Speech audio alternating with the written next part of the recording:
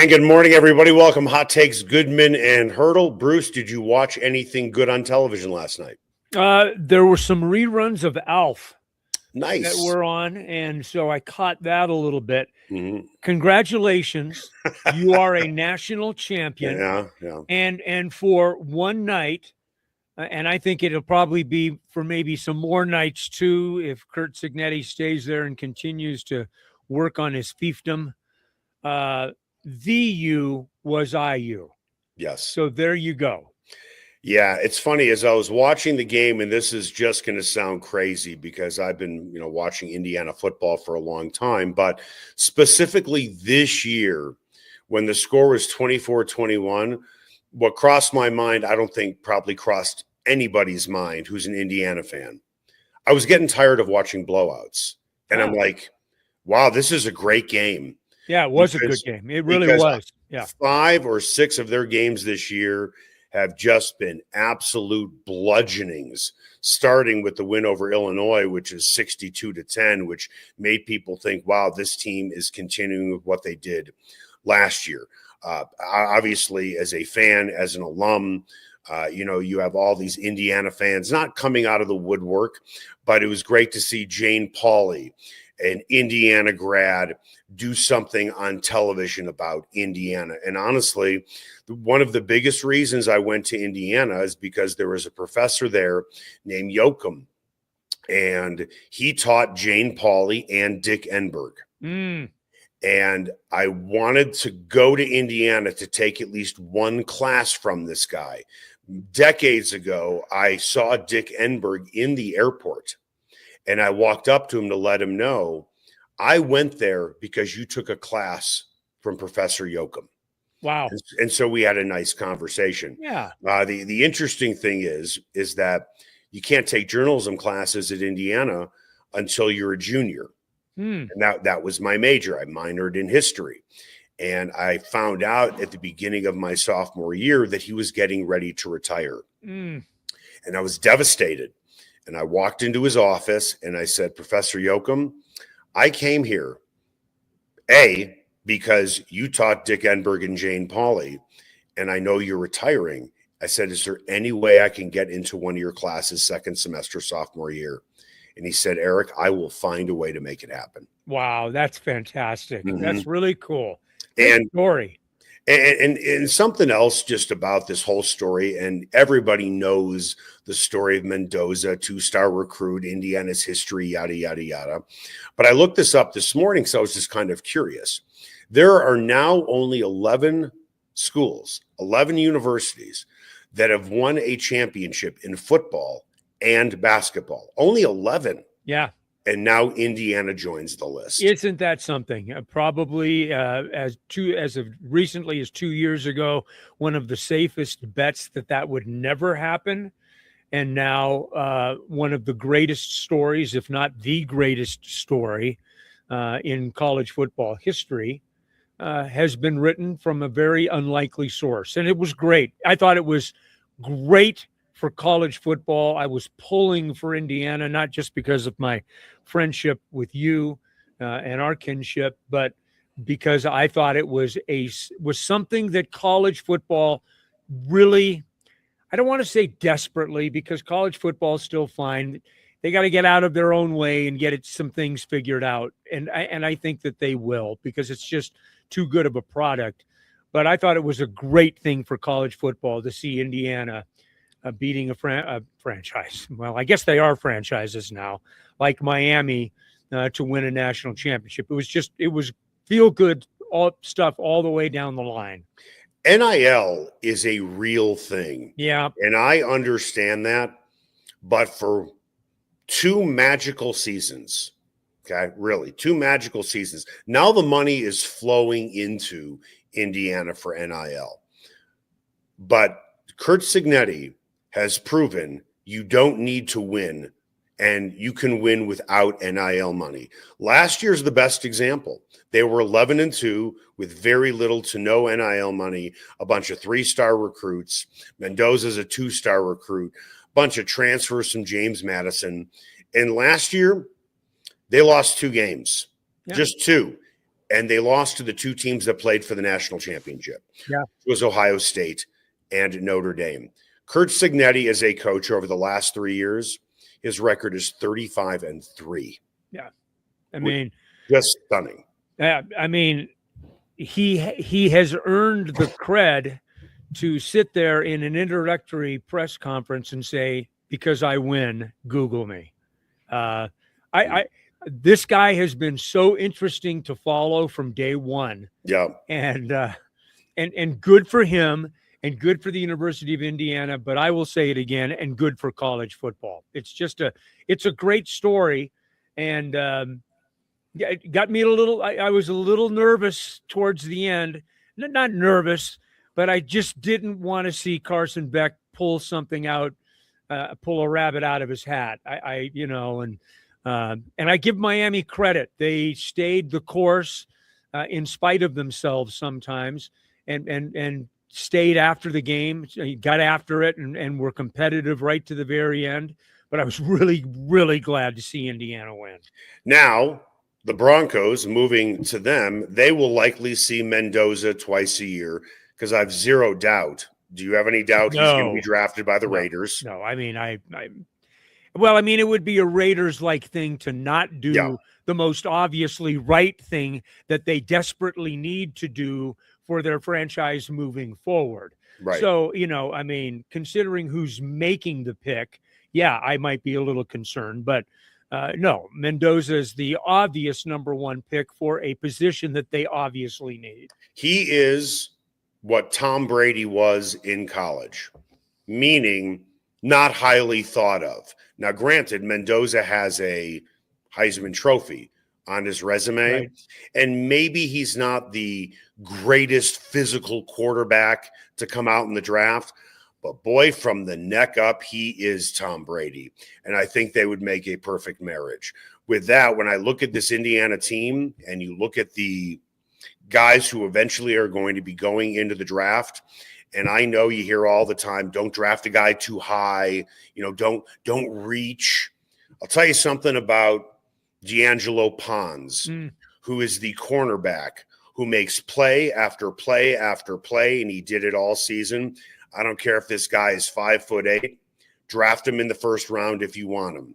Charlie Becker, number 80, those back shoulder catches, speed and size. Take him in the first round. I don't care if he's projected to be a fourth-round pick. Yeah, he was a difference maker last night. The two catches that he made were unbelievable catches at the most important times when they needed it. He has been a player all season, size and speed. Okay.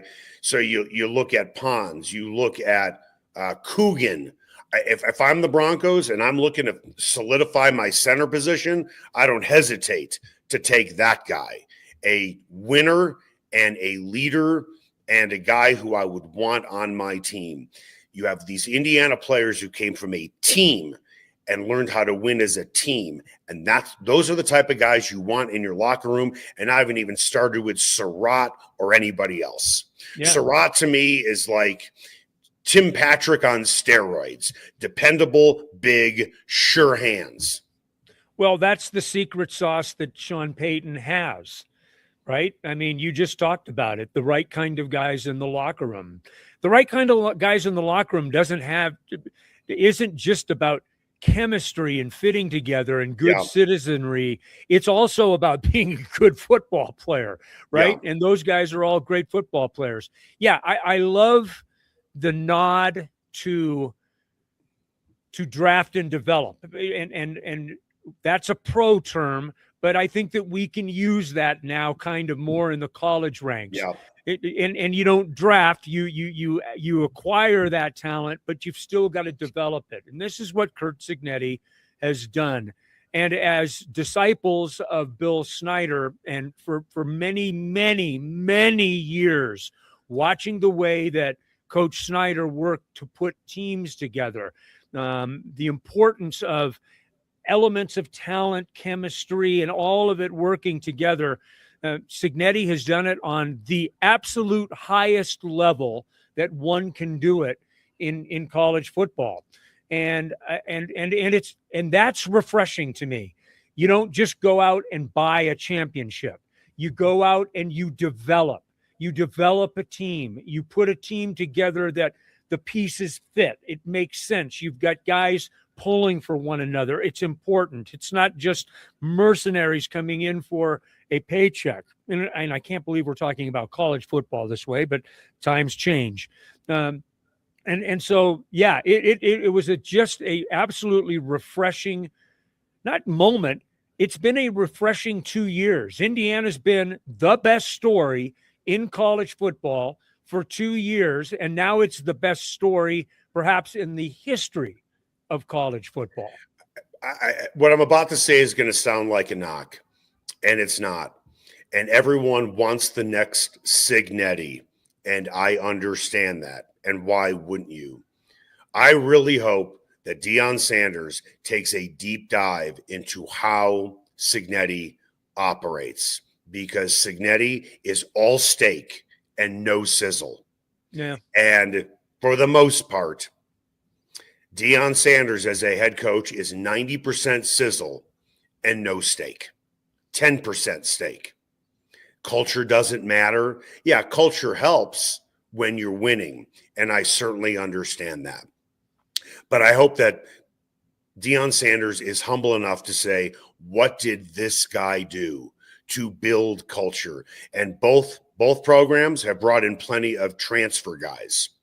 It's just one has won a national championship and the other one has a losing record over the course of the time he has been there. And when he has won, he had one of the best quarterbacks, his son, in college football, and a Heisman Trophy winner. I hope Deion Sanders learns something from this, just like all college football coaches should learn something from this as well. Well, there's a model there, but you've got to be able to mix and match with the model, right? And that's what Curt Cignetti has done to this point. It's been a remarkable rise for Indiana. But I think it's hard to do. You've got to be good, awfully good at what you do, and he has risen to a level of undeniable value for the University of Indiana and for college football. I think that what Indiana has done goes far beyond Bloomington, Indiana. It's good for college football, which is on a path now that I'm really interested to see where it takes the game, and if there can be some sanity or some guardrails in the game. Indiana has done it well and better than any other team and university and program in the country. But can college football get itself back to a more reasonable place, a more reasonable operation? It is, you and I have used this term a lot over the last couple of years about various things. Sustainability. Does college football really have a model right now that is sustainable? I think probably not, but I've been certainly wrong before. The thing that's great is that nothing takes away from the win and the story that the University of Indiana has given us. It was a great thing last night to watch them to finish what they started. It was just absolutely marvelous. You should feel very proud to be a part of that university. Well, I think it was after maybe the Rose Bowl win or the Peach Bowl win when Cignetti was asked, what do you think? And he goes, it's like a movie. Well, Hoosiers has already been done. And it was based on basketball. If they have a sequel, it's going to be based on this team and the mountain they had to climb to get there, considering everything was against them, where nobody looked at Indiana as a football program. Right. They are not only here, they are here to stay, especially when you look at their portal class, which is absolutely loaded again. With that, I want to tell you about Roller Auction. The best way to buy what you want is at Roller Auction, the leader in Colorado auctions for over 45 years. On Wednesday, January 28th, the city of Longmont is having an auction for cell phones, government computers, police evidence, general surplus, and more. Bidding is started at rollerauction.com. Don't forget to go to rollerauction.com to learn about upcoming auctions. Get what you want at the price you want today at Roller Auction. Time now for the lead. The lead is presented by Smokin' Dave's Barbecue. It is not just the best barbecue in town, it is one of the best restaurants in town. You can find Smokin' Dave's Barbecue off 36th and Pecos. Okay, Broncos opening the practice window for J.K. Dobbins, who actually now has a chance to play in the AFC Championship game. If Dobbins does play on a scale of 1 to 10, 10 being the highest, how significant of an upgrade would it be to their offense, knowing Stidham will be taking the snaps? I mean, are you guaranteeing me that he's the 750-yard rushing, third leading rusher in the NFL kind of player that he was when he went out? Giving me that, then it's a 10. Yeah. But to think that is a realistic possibility might be a reach at this particular point. Having said that, J.K. Dobbins is an important piece of this offense, especially if you think that Jarrett Stidham is going to be asked to be more of a game manager than a game changer, which I think would be a logical assumption. Now, he's going to have to make some plays, but the biggest thing that you want from Jarrett Stidham, I would imagine at this point, is, look, make some plays, but you got to toe the line. We can't have you turning the ball over, those types of things. So hence more of a game manager type of thing. Not to say that Jarrett Stidham can't make plays, because I think Jarrett Stidham can make plays. But yeah, so if you're adding a piece to the puzzle like J.K. Dobbins, that can help.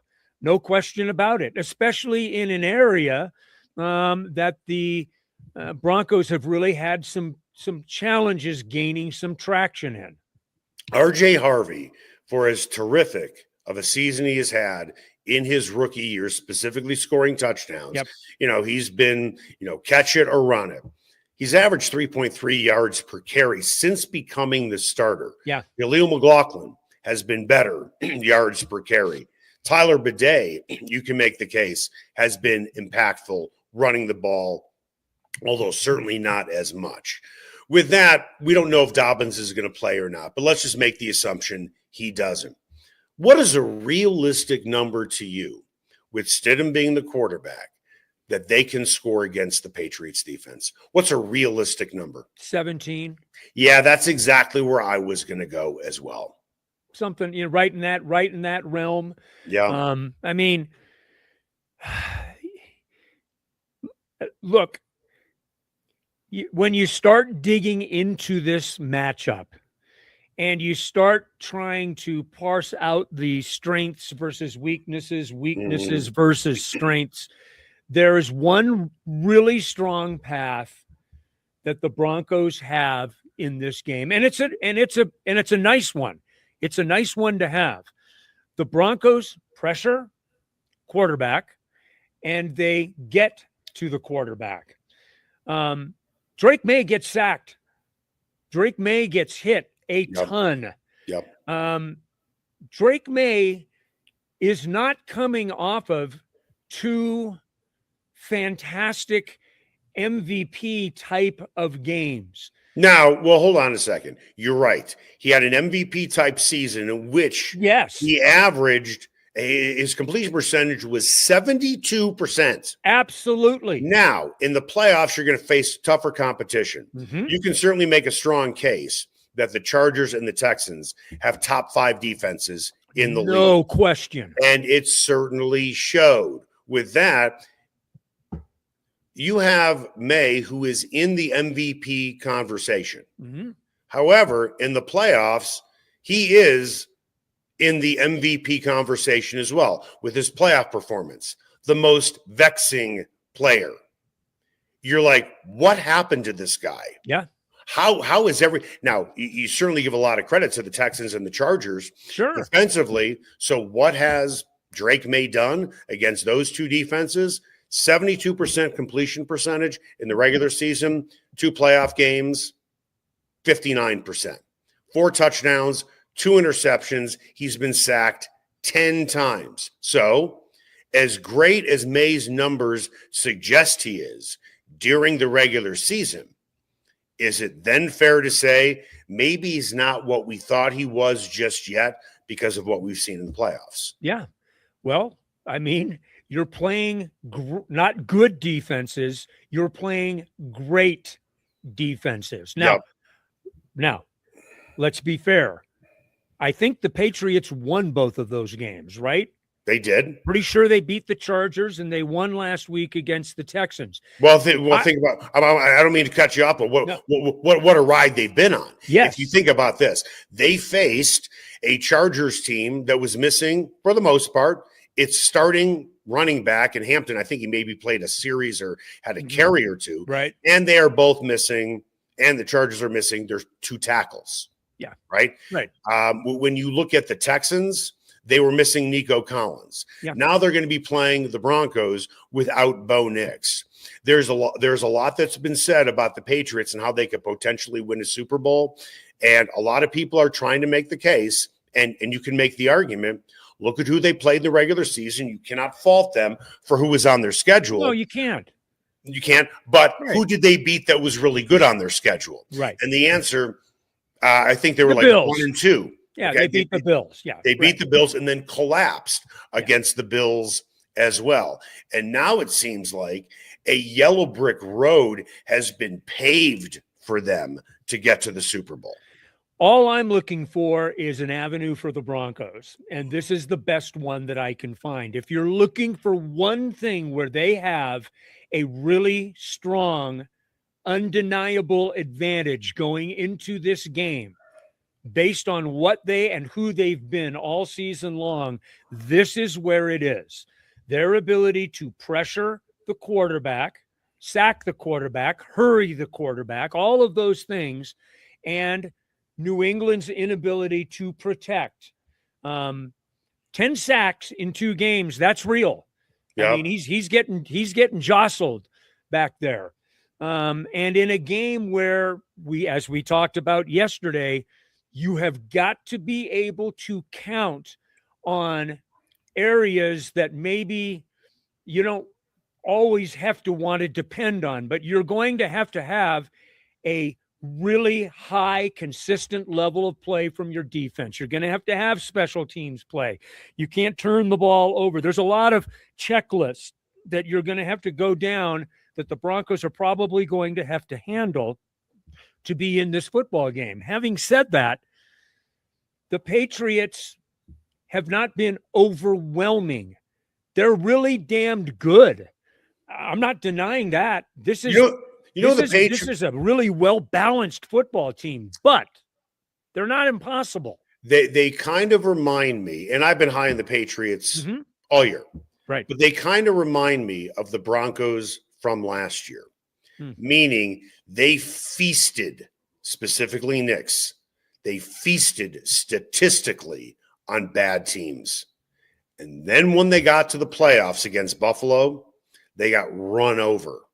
They haven't been run over yet because they have faced 2 teams so far with major flaws and injuries. And fortunately for them, they are playing another team that has a major injury, missing its starting quarterback, and as of right now, missing its starting running back. So you just said, projecting out with Stidham, we don't know if Dobbins is going to play. What's probably the high water mark for them scoring points? 17? I think I can go with that. So coming up after the break, what do you think the high water mark is for the Patriots scoring points against the Broncos defense? We call that a tease in the business. Are you teased? That's next. Everyone has their favorite barbecue spot. Mine, Smokin' Dave's Barbecue and Brew. My favorites, slowly smoked ribs, smoked corned beef Reuben, smoked meatloaf with a portobello balsamic cream sauce. And don't forget about Smokin' Dave's 16-hour smoked brisket and pork with one of their 4 homemade barbecue sauces. Great sides, you bet. Barbecue beans made with pork and brisket and their southern corned beef. Man, you got to try it. Plus, they have amazing non-barbecue entrees on the menu. Go where I go, Smokin' Dave's Barbecue and Brew in North Denver. Ferguson's Heating and Cooling is the best in Denver, and their customers agree. Ferguson's has 165 5-star Google reviews, and here's one from Betsy. Highly professional, prompt, and honest. I switched to Ferguson's when I became aware my former company was trying to sell me a whole new system I didn't need. Ferguson's is an honest, working, family-owned business that'll give you a fair price, the highest quality parts and equipment, and they always show up on time. You can trust the Ferguson family like you trust your own family. Go to fergusonsheatingandcooling.com. Everyone has their favorite sports bar. Mine, the Sportsbook Bar and Grill in Highlands Ranch, DTC, and now in Parker. All their locations are everything a sports bar should be. An upscale menu with 12 different burgers, outstanding wings, and my favorite, the Philly cheesesteak egg rolls. They've got every game on the NFL Sunday Ticket, MLB Extra Innings, NHL Center Ice, NBA League Pass, plus soccer, rugby, and UFC. Sportsbook, great hangout bar, great for private parties. The Sportsbook Bar and Grill in Highlands Ranch, DTC, and now in Parker. They are the sports bar. Sasquatch and Wildcard Casinos in Blackhawk have another incredible promotion. They'll be giving away a pair of snowmobiles or nearly $18,000 in cash the weekend of February 20th. It's your choice what you want, the 2 snowmobiles or the cash. Earn daily entries with every locked-up jackpot or by redeeming points on your player card. You can also earn a chance to win during their daily cash drawings every 45 minutes between 10 a.m. and midnight. Sasquatch and Wildcard Casinos, loose slots, great promotions, great food, and a family-owned casino that treats you like family. Ever wondered where city and county fleet vehicles go when they retire? Now's your chance to find out and score big. Imagine driving away with a great deal on a reliable vehicle. For over 45 years, Roller Auction has been the trusted source for government fleet vehicles and equipment. Trucks, SUVs, sedans, and more, all selling to the highest bidder. Don't miss out. Visit roller.bid/hot takes to get auction updates today. Your next vehicle could be just a click away. And welcome back. Hot Takes, Goodman and Haertl. Time now for What's Trending. What's Trending is presented by Ferguson's Heating and Cooling. Your family should trust the Ferguson family for all your heating and cooling needs, and you'll see why they have over 165 5-star Google reviews. Make an appointment today at fergusonsheatingandcooling.com. Heading into this AFC Championship game, and you can make the case, it's always this way in a big game because usually you have 2 really good teams this deep in the playoffs. But for the Broncos, without Bo Nix, their margin for error is very, very slim. You cannot depend, or at least you don't have that demonstrated ability, using Sean Payton's words, of falling behind and then being able to come back. We haven't seen that from Stidham. I think this team will be incredibly focused going into this game, knowing they need to be on their game, every single player, to help out Stidham. Defensively, we know the Broncos can get to the quarterback. We know that Drake Maye has been sacked, 45 plus times this year. A lot. And he's a guy who can get hit, and he's a guy who can run. With that, you said, and I agree, maybe the upside for the Broncos is scoring 17 points with Stidham. What do you think the upside for the Patriots is? 21. Exactly where I would go as well. Yeah. I mean, yeah. And that's, a one-dimensional, that's just kind of a spot where you start throwing darts at the board. I mean, I had 23-20 as my finish. I got the deficit right, or the margin of victory right. Right. But I undervalued Bo Nix's ability to put points on the board in a 33-30 win in overtime last week. But I think this is a real defensive football game, because I just see that's for me the path for the Broncos to win the football game. Well, here's something that'll make you feel better. Patriots have scored a total of 4 touchdowns in 2 playoff games at home. Yeah. Now, here's something else. Mike Vrabel's bringing out his team on Saturday. Yeah. there's an old saying around here, you got to adjust to the altitude.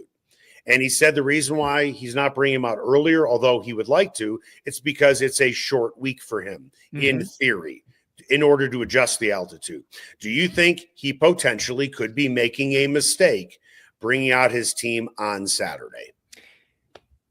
Yeah. Anytime that you're messing with altitude and you really, and I'm not saying that Mike Vrabel hasn't dealt with altitude. I mean, everyone is out. If you've ever come and played in Denver, you know about altitude and you know about the challenge of altitude. He could be making one. But I don't know how much I would count on that in this situation.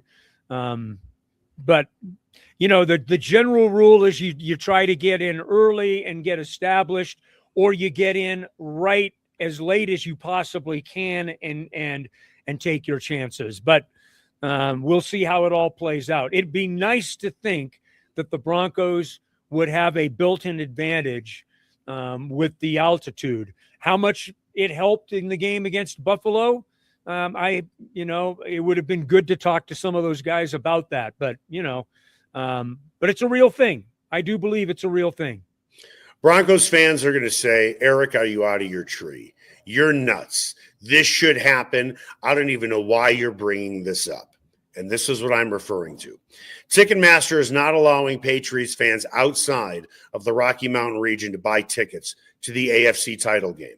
You have a problem with this, knowing the shoe could have very easily been on the other foot if the game was in Foxborough. Why is Ticketmaster doing that? Because I'm guessing the Broncos somehow probably made a request, or even if they didn't, the Broncos want their crowd to be 100% pro Broncos. And we have seen this in the past where the opposing team has locked out the opponent's fans. Right. Okay. So well, then it's a shrewd move. Well done. It's a shrewd move, and I'm with you. But how would you feel if it was reversed? It was a shrewd move. Well done. Okay. But if that's on the table as a chip in the game, then so be it. It's part of the ante as far as I'm concerned. Just think you open a Pandora's box. Okay. That's my whole thing. You open a Pandora's box. Now, I remember very, very well back in 2005 when the Broncos were in the AFC Championship game. Right. That crowd was loaded with terrible towels. Pittsburgh travels well. Green Bay travels well. Sure. The Indiana Hoosiers travel well to Miami when the Hurricanes played on their home field. I love it. The commercial is continuing. Nicely done, my friend. It's not a commercial. I'm spitting facts. Right, I know. We're an opinion. I would hope that Indiana would travel well to their first ever national championship game. I would on hope somebody else's home field. That's the difference. Yeah, it's not like it was more of a home game. It was more of a home game for Indiana than it was for Miami. No question about it. But with that, I wish Ticketmaster wouldn't do this. Put it on the Broncos fans. Don't sell your tickets. Okay. Go get because I wouldn't want it in reverse. I just wouldn't. Well, I understand why it's being done, but another team's going to eventually do that to you. And once you open that box, I'm not a fan of it, but you don't have a problem with it. No. I mean, to me, it's part of the things that you deal with. Let me say this. Buffalo fans were there, but there was no on Sunday. That was as much of a Broncos home crowd with 300 no-shows, and that's it for this football game, as you could possibly have. You didn't even recognize Bills fans. There was virtually no presence for Buffalo in that stadium on Saturday. I'll give you a reason why I think that happened. I think Bills fans thought they were going to win the game, so we'll just save our money for the AFC Championship. Gotcha. Well, okay. Right. I mean, how did it work out for him? Yeah, it didn't work out. No, absolutely. Okay. Sake of argument, you had $100 to bet on the game. Would you take the Broncos? Okay. Take the 4.5 points. Would you give the points and pick the Patriots, or would you take the Broncos money line? I think I'll take the 4.5. Okay. I more things have to happen for the Broncos to win this game than the Patriots. A lot of that has to do with the fact that the Patriots have a guy that's been their quarterback for 19 games this season. But as we talked about yesterday, the road is longer, it's windier, it's more fraught with peril, but there is a road. There is a path. It's tough to see from where we're standing, and you got to squint a little bit, but there's a path. Defensively, the Broncos have got to be at their absolute best, pressuring the quarterback, their newfound energy for creating turnovers. Boy, wouldn't that be something to be able to continue, something like they've done in the last 2 games. Right. So those are the types of things that you've got to be able to depend on. Crawshaw's got to be money inside the 10-yard line. There's not a lot of margin for error, is my point. Yeah, absolutely. You've absolutely got to be at your operational, executional best in this football game. And then you've still got to get something from Stidham. Yes, he can be a very good game manager, but this running game in its present form, without knowing whether J.K. Dobbins is going to be available or not, is not a running game that you can just kind of hang your helmets on. I mean, you got to be creative about it. And Sean will be creative about it. I have no doubts about that. You want to know why you have to be creative about it? Because your leading rusher this past Saturday was your quarterback who's not going to be playing. Yeah. And you can't line up with this running game and say, we're coming at you, go ahead and stop us. Because you know what? The Patriots will. Right. Their defense is rock solid. Their defense is totally legitimate. They swarm, they tackle well, they're well coached, so on and so forth. Let me throw another bet your way. According to FanDuel.com, no one has received more bets than Jarrett Stidham over the last 24 hours to win the MVP award. He is at 19-1 odds. How much money would you be willing to put on him as a flyer to win the MVP? $10 gets you 190. How much would you put on it? Or would you not even bother? Do you think it's a waste of my $10? I mean, I got $100 that, I can skimp on my groceries with. I'll throw it down on Stidham. Why not? $100? Sure, why not? Right? What does it make me? 900? Makes you close to 2,000. For 2,000? God, I can't even do the math in my brains anymore. Makes you $1,900. You doing it? Why not? No. Am I doing it? No, I'm not doing it. Why? I don't bet anymore. Because I don't bet anymore. I just don't. I like the process. Is it because your sponsor told you enough is enough? You'll never be able to retire to Oregon if you continue down this path? Yes, that is part of it right there. Right. Yeah. Please, Bruce, do not succumb to the inner evils that you have exhibited through most of your life. That would be correct. Yes. Okay. With that, this is my final show of the week. I'm going to be taking off to Manzanillo, Mexico later today because of a fundraising out there for Caso Garo. Well, that sucks, Eric. I'm sorry. No. I'm ready. That's a shame. It's still work. But the point is, I'm not going to be doing the shows the rest of the week. So I'm curious to know your opinion. I'll be back on Monday. Hopefully, for those that don't know, you are going to be retiring after the Broncos season is over. I hope we get 2 more weeks to do shows together. And I might as well just make the announcement now. Nobody knows yet. But Troy Rank will be filling your very big shoes. And it will be Hot Takes with Goodman and Rank once you retire. Troy will be doing the shows on Wednesday, Thursday, Friday this week. So for the point of this conversation, this is our last show before the AFC Championship game. Who wins and why?